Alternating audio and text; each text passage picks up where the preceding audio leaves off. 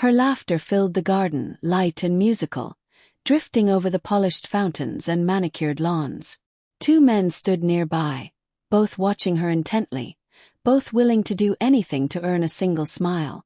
On the surface, they appeared similar, handsome, confident, and rich beyond imagination, but their motivations were as different as night and day. James, tall and meticulous, wore the air of someone born into privilege. Every movement was calculated, every word chosen with care. He had inherited wealth that allowed him to travel the world, buy houses in cities most people couldn't even spell, and live a life free of the ordinary struggles that plague most men. Yet beneath the impeccable suits and gleaming watches, he carried a hunger that money alone couldn't satisfy, the desire to be wanted for something more than his fortune. Ethan, on the other hand, had fought for every dollar. He had started with nothing, building a business from scratch, sleeping in offices when he couldn't afford an apartment, risking everything on ideas that most would have deemed foolish. Now, at 29, he was a self-made millionaire, admired and envied in equal measure, but he knew the world often judged him first by the numbers in his bank account rather than the man he had become. And then there was her, Clara. She moved through life with a natural grace that commanded attention without trying.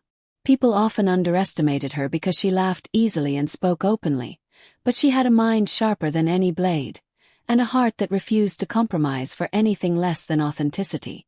She knew wealth when she saw it, and charm when it walked into the room, but she also understood the emptiness that can hide behind golden smiles.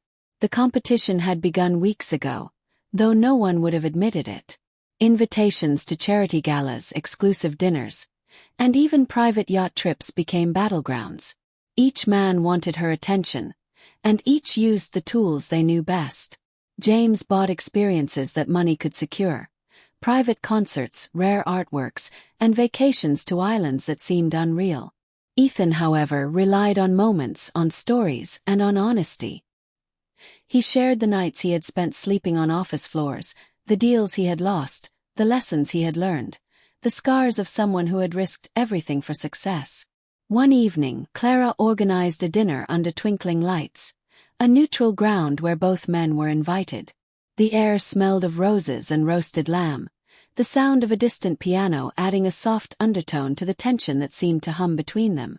James spoke first, his voice smooth and confident. "Clara, I've arranged a private showing of an art collection in Paris. Every piece is rare, priceless.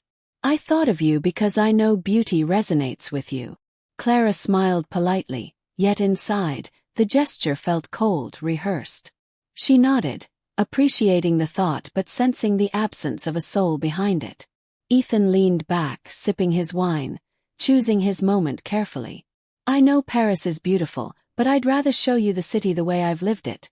Late nights in tiny apartments, chasing dreams, failing and getting back up again. It's messy, but it's real. That's what I want to share with you." There was a pause. Clara's gaze lingered on him longer than on James, though neither man noticed the small victories in the subtle shift of attention.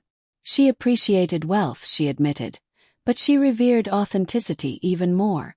The night continued with laughter, music, and conversation, but the competition had reached its peak, unspoken yet palpable. Weeks passed.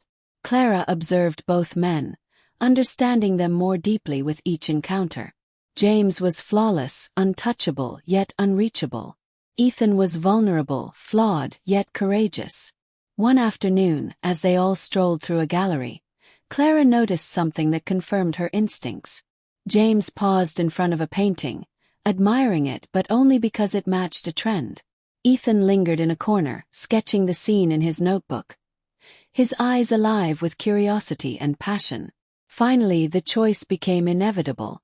Clara invited both men to her favorite spot on the cliff overlooking the sea, where the horizon seemed endless and the waves whispered secrets. "I need honesty," she said, looking at each of them in turn. "I want to know who you are when no one else is watching, when the lights are off, when the world doesn't applaud you." James adjusted his cufflinks, trying to compose himself, but his words felt rehearsed. "I can give you security, comfort, the life you deserve." Ethan breathed deeply. I can give you me, my struggles, my failures, my wins, everything I am. You won't get promises that can be bought. You'll get truth. The wind caught Clara's hair as she looked out at the endless water, thinking of all the wealth she could choose, all the comfort, all the luxury, but also all the hollow smiles and empty gestures. Her heart had already made its decision long before she spoke the words. I choose truth, she said softly, turning to Ethan. His eyes lit up with a mixture of disbelief and joy. James's face remained calm, but there was a flicker, a silent acknowledgement that money couldn't always win. That evening, under the fading sun, Clara and Ethan walked along the cliff, unafraid of uncertainty. They had no guarantee of what the future would bring, no promise of effortless comfort, no shield of inherited wealth. But they had something far rarer: authenticity, trust, and a love born not from bank accounts, but from shared dreams and unguarded hearts. James, walking back to his car alone, realized that wealth could buy almost anything, but not a heart willing to embrace the messiness of life. Clara's choice didn't diminish his success, but it reminded him of a truth often overlooked: that the most valuable things in life are never for sale. And so, two millionaires had competed for her affection, but in the end, the heart chose what money could never buy.